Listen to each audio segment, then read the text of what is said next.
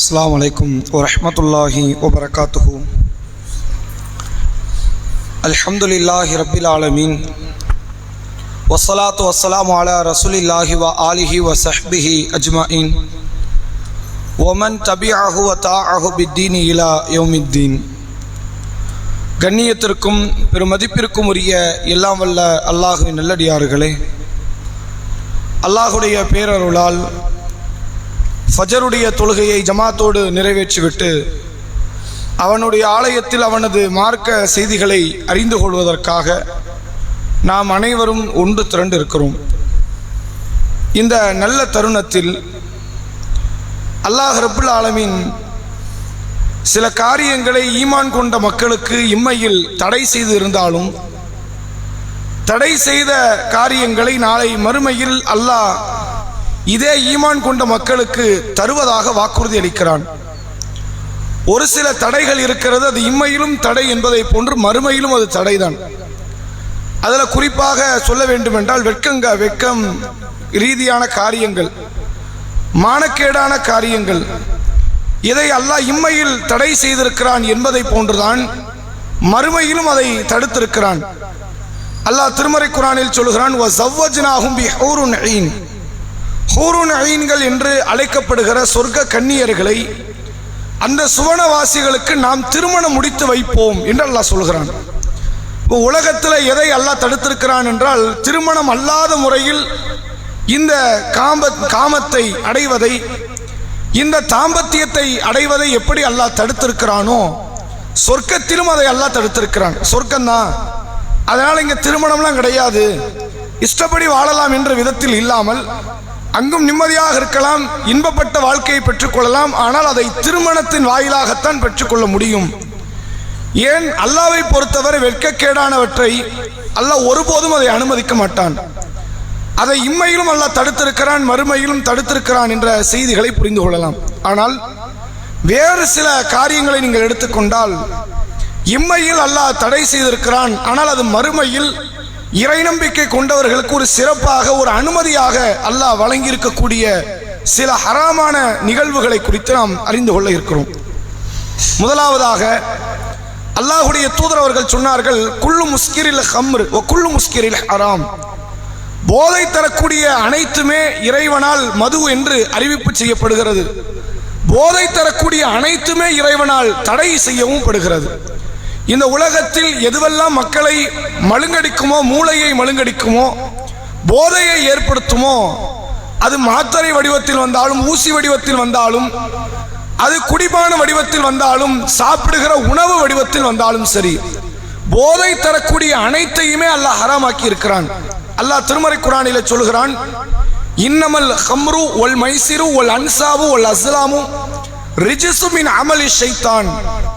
மது, சூதாட்டம், குறி கேட்பதற்கான அம்புகள், பலிபீடங்கள், இது அனைத்தும் அருவருப்பானது, ஷைத்தானுடைய நடவடிக்கை. ஃபஜ்தனிபூஹும் லஅல்லஹும் துஃப்லிஹூன். இதை விட்டும் நீங்கள் விலகிக் கொள்ளுங்கள், நீங்கள் வெற்றி பெறுவீர்கள் என்று அல்லாஹ் தடை செய்திருக்கிறான். அவ மதுவை இந்த துன்யாவில் முழுமையாக அல்லாஹ் தடுத்துட்டான். மதுவை எந்த காரணத்தை கொண்டும் உள்ள கொண்டு வர முடியாது, ஒரு நிர்பந்தத்தை கொண்டு உள்ள கொண்டு வர முடியாது, ஒரு கஷ்டமான சூழ்நிலை என்பதை கொண்டு உள்ள கொண்டு வர முடியாது. எந்த அளவிற்கு நபி அவர்கள் தடுத்திருக்கிறார்கள் என்றால், போதை தரும், அதிகமாக சாப்பிட்டால் போதை தரும் என்ற பொருளை ஒரு மிடர் அளவிற்கு நீங்கள் பருகினால் கூட அது போதை தராது என்று வைத்தாலும் அது ஹராம் தான். அதிகமாக சாப்பிட்டா தான் இது போதை வரும், கொஞ்சமா சாப்பிட்டா போதை வராதுன்னா அதிகமா சாப்பிட்டா போதை வரும்ல, அது கொஞ்சமா கூட சாப்பிடக்கூடாது, ஒரு துளி அளவு கூட அதை முழுங்கி விடக்கூடாது. அதை அல்லாஹ் தடுத்திருக்கிறான் என்று சொன்ன அந்த மதுவை நாளை மறுமையில் சொர்க்கவாசிகளுக்கு அல்லாஹ் தருவதாக திருமறை குர்ஆன் சொல்கிறது. ஆனால் இந்த மதுவுக்கும் அந்த மதுவுக்கும் உள்ள வேறுபாடு, இந்த மதுவில் இருக்கிற இன்பத்தை விட அது பன்மடங்கு இன்பம் இருக்கும். இந்த மதுவில் இருக்கக்கூடிய புத்தியை மழுங்கடிக்கக்கூடிய காரியம் கடுகளவு கூட அதில் இருக்காது. அல்லாஹ் திருமறை குர்ஆனில் சொல்கிறான், பால் ஆறு அவர்களுக்கு ஓட வைக்கப்படும், தேனாறு அவர்களுக்கு ஓட வைக்கப்படும், அதுபோன்றுதான் மதுவில் அவர்களுக்கு ஆறுகள் வழங்கப்படும். சூரா முத்தஃபிஃபின் என்று அழைக்கப்படுகிற அத்தியாயத்தில் அல்லாஹ் சொல்கிறான், அவர்களுக்கு ரஹீக் மக்தூம் என்று சொல்லப்படுகிற முத்திரையிடப்பட்ட மதுபானங்கள் அவர்களுக்கு வழங்கப்படும். அதனுடைய முத்திரை இருக்கிறது, கஸ்தூரினால் ஆன முத்திரை. ஃபல்யத்தனாஃபஸில் முத்தனாஃபிஸூன், போட்டியிடக்கூடியவர்கள், சண்டையிடக்கூடியவர்கள் இதன் விஷயத்தில் சண்டையிடுங்கள், போட்டியிடுங்கள் என்று அல்லாஹ் சொல்கிறான். அப்ப மதுவை அல்லாஹ் துன்யாவில் ஹராமாக்கி இருந்தாலும் இதைவிட பிரம்மாண்டமான இன்பத்தை தருகிற, பிரம்மாண்டமான நம்மை இன்பத்தில் மூழ்கடிக்கக்கூடிய மதுவை நாளை மறுமையில் அல்லாஹ் தர இருக்கிறான் என்று மார்க்கம் சொல்கிறது. நபிகளார் கூடுதலாக சேர்த்து சொன்னார்கள், உலகத்தில் மது அருந்துபவர்களுக்கு மறுமையில் மது வழங்கப்படாது. உலகத்தில் மதுவை பெற்றுக்கொள்ளக்கூடியவர்கள் இந்த காரியத்தை, ஹராமான காரியத்தை நெருங்கக்கூடியவர்களுக்கு நாளை மறுமையில் மது வழங்கப்படாது என்றும் சொன்னார்கள். அதுபோன்று மது எப்படி உலகத்தில் தடுக்கப்பட்டது மறுமையில் ஹலாலோ, வேறு சில காரியத்தையும் அல்லாஹ் தடுக்கப்பட்டதை ஹலாலாக்குகிறான். அதில் ஒன்றுதான், ஆண்களுக்கு அல்லாஹ் தங்க நகைகளை அணிவதை ஹராமாக்குகிறான், பட்டாடை அணிவதை அல்லாஹ் ஹராமாக்குகிறான். இது ஆண்களுக்கு. பெண்கள் தங்க நகை உலகத்தில் அணிந்து கொள்ளலாம், பட்டாடை அணிந்து கொள்ளலாம். தங்கத்தை அணியதான் கூடாத தவிர தங்கத்தை சேர்த்து வைக்கலாம், அது தப்பு கிடையாது. தங்க பிஸ்கட் ஒருத்தர் சம்பாதிச்சு நேர்மையான ஒரு முறையில் பொருளாதாரத்தை பெற்று அதற்குரிய சக்காத்தை அவர் கொடுப்பாரே, ஆனால் தங்கத்தை அவர் சேகரித்து வைத்துக் கொள்ளலாம், மார்க்கத்தில் தப்பு கிடையாது. பட்டாடை ஒருவர் சேகரித்து வைத்துக் கொள்ளலாம், அது ஒரு ஆடம்பரத்துக்கான ஒரு பொருள், மார்க்கத்தில் தப்பு கிடையாது. அதை அணிவதை அல்லாஹ் ஹராமாக்கி இருக்கிறான். அந்த தங்க ஆபரணங்களை, பட்டாடையை அணிவதை அல்லாஹ் ஆண்களுக்கு ஹராமாக்கி இருக்கிறான். வெள்ளி ஆபரணங்கள் தப்பு கிடையாது. ஒருவர் வெள்ளி ஆபரணங்களை ஒரு ஈமான் கொண்டவர் உலகத்தில் அணிகிறார் என்றால் ஆண்கள், அது அவர்களுக்கு தடை கிடையாது. பெண்களுக்கு இந்த எதுவுமே தடை கிடையாது. நபிகள் நாயகம் ஸல்லல்லாஹு அலைஹி வஸல்லம் அவர்கள் சொன்னார்கள், இந்த பட்டாடை தங்க ஆபரணங்கள் இருக்கிறதே, இதை அல்லாஹ் ரப்புல் ஆலமீன் இம்மையில் அந்த காஃபிர்களுக்கு வழங்க இருக்கிறான், நாளை மறுமையில் அதை நமக்கு அல்லாஹ் தர இருக்கிறான். எனவே இந்த காரியத்தில் நீங்க ஈடுபடாதீங்க, இந்த தங்க ஆபரணங்களை அணியாதீர்கள், பட்டாடையை உடுத்திக் கொள்ளாதீர்கள் என்று அல்லாஹ்வுடைய தூதர் அவர்கள் தடுத்திருக்கிறார்கள். நாளை மறுமையில் சொர்க்கவாசிகளில் ஆண்கள் பெண்கள் என்று வேறுபாடு இல்லாமல் எல்லோருக்கும் தங்கத்தால் ஆன ஆபரணங்கள் அணிவிக்கப்படும், தங்க காப்புகள் வழங்கப்படும். பட்டாடைகளிலே சுந்தூஸ், இஸ்தபரக் என்று அழைக்கப்படுகிற பச்சை நிறத்து பட்டாடைகள் அவர்களுக்கு வழங்கப்படும். அங்கு இருக்கும் ஆடைகள் எல்லாம் பட்டாடைகளாகத்தான் இருக்கும். விலை உயரத்தினுடைய உச்சத்தில் அந்த ஆடைகள் இருக்கும். தங்க ஆபரணங்களால் நாம் நினையக்கூடிய வகையில், மூழ்கக்கூடிய வகையில் அல்லாஹ் ஆபரணங்களையும் ஆடையும் இவ்வாறு தருவான். ஆனால் அதை அல்லாஹ் இம்மையில் ஹராமாக்கி இருக்கிறான் ஈமான் கொண்டவர்களுக்கு என்று புரிந்து கொள்ள முடியுது. அதே போன்ற ரசூலுல்லாஹ் இன்னொரு செய்தியும் சொன்னார்கள், தங்க பாத்திரங்கள், வெள்ளி பாத்திரங்கள், இதில் சாப்பிடுவது பருகுவது இது ஆண்களுக்கு மட்டுமில்லை, பெண்களுக்கும் சேர்த்து இது ஹராம். இது ஆணுக்கு தான் ஹராம் நினைச்சிடக்கூடாது. ஒரு வெள்ளி ஸ்பூன் நீங்க பயன்படுத்திட்டா கூட, எவர் சில்வர் வேற, ஈயம், பித்தளை, அலுமினியம், இது மாதிரியான பாத்திரங்கள், அதாவது தங்கத்தை வெள்ளியை தவிர்த்து வேறு எந்த ஒரு தனிமத்தில், எந்த ஒரு உலோகத்தில் பாத்திரத்தை செய்து அதை பயன்படுத்துவது மார்க்கத்தில் தப்பு கிடையாது. கண்ணாடி ஆரம்பித்து மண் சட்டி வரை பயன்படுத்தலாம். தங்கத்தில் ஒருவர் பாத்திரத்தை பயன்படுத்துவாரே ஆனால் அவர் நேர்மையாக சம்பாதித்தவர், நேர்மையாக சக்காத்தை கொடுத்தவர். நான் கஷ்டப்பட்டு நேர்மையாக சம்பாதிச்சிருக்கிறேன்பா, ஹலாலா சம்பாதிச்சிருக்கிறேன், அதுல நான் எனக்கு ஒரு தங்கத்தில் ஒரு தட்டு வச்சிருக்க கூடாதா? வைக்கக்கூடாது. ஒரு வெள்ளியில் ஒரு ஸ்பூன் கூட வைக்கக்கூடாதா? வைக்கக்கூடாது. அப்படி அதன் மூலமாக ஒருவர் தங்க தட்டின் வாயிலாக, வெள்ளி பாத்திரங்கள் வாயிலாக உண்டாலோ பருகினாலோ, அது ஆண் செய்தாலும் பெண் செய்தாலும் நபிகளார் சொல்கிறார்கள், அவர் மிடர் மிடராக விழுங்குவதெல்லாம் நரக நெருப்பைத்தான் விழுங்குகிறார். அதை ஒரு காலத்தில் செய்யக்கூடாது. அதை ஏன் ரசூலுல்லாஹ் தடுக்கணும்? இதுல என்ன ஆயிரப்போகுது? நபிகளார் ஒன்றை தடுக்கிறாங்கன்னு வைங்க, சிலதுக்கு உலகம் நமக்கு காரணம் சொல்லும், சிலதுக்கு மார்க்கம் நமக்கு காரணம் சொல்லும். சிலதுக்கு காரணம் கிடைக்கவில்லை என்றால் கட்டுப்படுவதற்கு அதுக்கு நம்ம கீழ்ப்படியணும். அங்க காரணம் இல்லை, இதுல என்ன இருக்க போது, நம்ம ஏன் இதுல கட்டுப்படணும்? இந்த எண்ணம் வருவது ஒரு ஈமான் கொண்டவனுக்கு அழகு கிடையாது. நபிகளார் சொல்றாங்களா, அது நியாயமே இல்லாத போன்று தோன்றினாலும், நியாயம் இருக்கும், அப்படி தோன்றினால் கூட கட்டுப்படுவதுதான் ஒரு ஈமான் கொண்டவனுக்கான அழகு என்று மார்க்கம் சொல்கிறது. அப்ப தங்கத்தால் ஆன பாத்திரங்கள், வெள்ளியிலான ஆன பாத்திரங்கள், இதை ஈமான் கொண்டவர்கள் புறக்கணிக்க வேண்டும். இதில் ஒருவர் உண்ணுவாரே ஆனால், பருகுவாரே ஆனால் அவர் நரகவாசி என்று மார்க்கம் சொல்கிறது. ஆனால் அதே நேரத்தில் சொர்க்கத்தில் இருக்கிற பாத்திரம் அத்தனையும் தங்கம் வெள்ளி மட்டும்தான். தங்கத்தாலான பாத்திரங்களும் வெள்ளியிலான பாத்திரங்கள் மட்டும்தான் இருக்கும். எந்த அளவிற்கு என்றால், ஒன்று சொர்க்கத்துக்கு உள்ளேயும் அப்படித்தான் இருக்கும், சொர்க்கத்துக்கு வெளியும் அது இருக்கும் என்று மார்க்கம் சொல்கிறது. அல் கௌசர் என்ற நீர் தடாகத்தை சொல்ல சொன்னாங்க. அது சொர்க்கத்துக்கு உள்ள இருக்கிற தண்ணி இல்லை, சொர்க்கத்துக்கு வெளியே இருக்கிற தண்ணி. நாளை மறுமையில் மக்ஷர் என்கிற திடலை அல்லாஹ் 50,000 ஆண்டுக்கு நிகரான ஒரு நாள் வைத்திருப்பான். நம்ம வாழ்றதே 60 வருஷம், அதில் 60 வருஷம் எப்படி வாழ்ந்தோன்னு கூட நமக்கு தெரியாமல் வாழ்ந்துகிட்டு இருக்கிறோம்.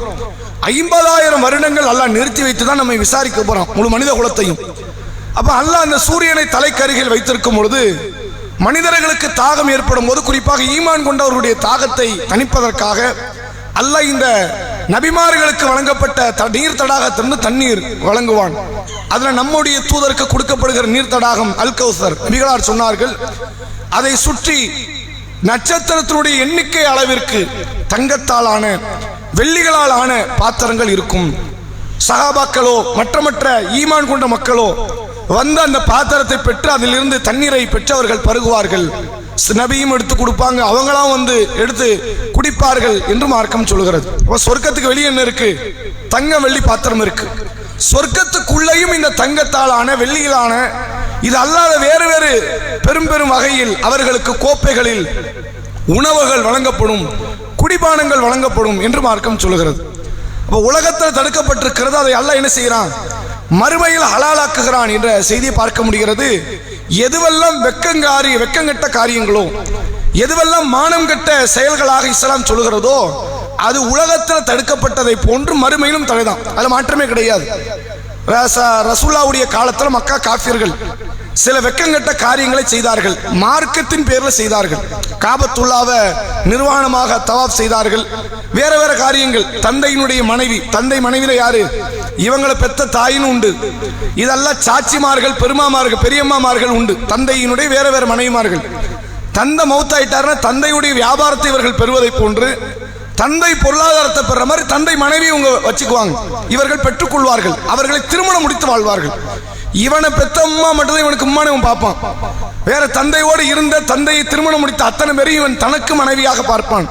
எவ்வளவு மோசமான வெக்கங்கட்ட காரியம்! அல்லாஹ் திருக்குர்ஆன்ல அப்படி சொல்றான். இதை அவர்கள் செய்தார்கள். செஞ்சது மட்டும் இல்லாம திருமறை குர்ஆனில் சூரா அல் அராஃப் பேசுகிறது, வல்லதீன இதா ஃபாலு ஃபாஹிஷத்தன், இந்த மக்கா காஃபிர்கள் ஏதாவது வெக்கங்கெட்ட காரியங்களை செய்தால், காலு வஜதனா அலைஹா ஆபானா வல்லாஹு அமரனா பிஹா, இதை நாங்கள் அப்படி செஞ்சோம், எங்க முன்னோர்கள் இப்படி செய்ய நாங்கள் பார்த்தோம். எங்க முன்னோர்கள் அவங்களா செஞ்சாங்களா? அல்லாஹ் கட்டளையிட்டு தான் எங்கள் முன்னோர்கள் செய்தார்கள், எங்க முன்னோர்கள் செய்துதான் நாங்கள் செய்கிறோம். அவன் எதுக்கு எங்க கொண்டு போய் சேர்க்கிறான் பாருங்க. இவன் செய்யறது ஒரு அசிங்கமான செயல், நிறைய நடந்தது. அந்த அசிங்கமான செயலை இப்ப எனக்கு பிடிச்சிருக்குப்பா, நான் செஞ்சேன், பிரச்சனை கிடையாது. என் முன்னோர்கள் செய்தார்கள், என் முன்னோர்களுக்கு அல்லாஹ் தான் கட்டளையிட்டான், பிரச்சனை இல்லை அப்படின்னா மார்க்கம் தப்பு இல்லை, அப்படி கிடையாது. அல்லாஹ் மேல விட்டு கட்டலாமா? அப்ப அதுக்கு அல்லாஹ் பதிலளிக்கிறான், குல் நபியே நீங்கள் சொல்லுங்கள், இன்னல்லாஹ லா யாமுரு பில் ஃபஹ்ஷாயி அத்தகூலுன அலல்லாஹி மா லா தஅலமுன், அல்லாஹ் வெட்கக்கேடானதை ஒரு காலத்தில் ஏவ மாட்டானப்பா, அது அல்லாஹ்க்கு பிடிக்காது.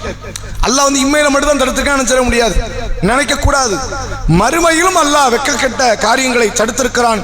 அல்லாஹ் ஒருபோதும் வெட்கங்கெட்ட காரியங்களை ஏவ மாட்டான். அல்லாஹ்வின் மீது நீங்கள் பொய்யை இட்டு கட்டுகிறீர்களா என்று திருமறை குர்ஆன் அந்த மக்கா காஃபிர்களை பார்த்து பேசுகிற வார்த்தை புரிந்து கொள்ள முடியுது. அப்ப இங்க தடுக்க சொர்க்கம்னு நினைச்சோன்னா நமக்கு எல்லாருக்கும் சிந்தனை என்ன வரும்? இங்க தடுக்கப்பட்ட எல்லாம் ஹலாலு, அப்படி கிடையாது. எதுவெல்லாம் மானங்கெட்ட காரியங்களாக இருக்கிறதோ அது இங்கேயும் தடை, மறுமையிலும் தடை. ஆனால் தடை என்றால் என்ன அர்த்தம்? இஸ்லாம் எப்படி சொல்லுகிறது? எது ஹலாலோ அதை இன்பத்தினுடைய உச்சத்தை எல்லாம் கொண்டு வருவோம், அதுல மாற்றம் கிடையாது. திருமண வாழ்க்கையில் ஹலாலாக்கி இருக்கிறான் சொர்க்கத்துல. அங்க திருமணத்தில் பல மனைவிமார்களை அல்லாஹ் தருவான் என்று மார்க்கம் சொல்லுகிறது. அங்கு கிடைக்கப்பெறுகிற தாம்பத்தியத்தின் மூலமாக பெறுகிற இன்பம் இருக்கிறது, உலகத்தில் அது மாதிரி இன்பம் கிடையாது. உச்சத்தை அல்லாஹ் தருவான், ஆனால் அதை திருமணத்தில் தான் தருவான். விபச்சாரத்தை தரமாட்டான். விபச்சாரம் என்ற பேச்சுக்கு அங்கு இடமில்லை. இப்படி இம்மையில் தடுக்கப்பட்டது மறுமையிலும் சிலது தடையாக இருக்கிறது. இம்மையில் தடுக்கப்பட்டது பல காரியங்கள் மறுமையில் அனுமதிக்கப்பட்டதாக இருக்கிறது என்பதை திருமறை குர்ஆன் ஹதீஸின் வாயிலாக நாம் இந்த செய்திகளை உணர்ந்து கொள்ள முடிகிறது. வாஹிரு தஅவானா அல்ஹம்துலில்லாஹி ரப்பில் ஆலமீன். அஸ்ஸலாமு அலைக்கும் வரஹ்மத்துல்லாஹி வபரகாத்துஹு.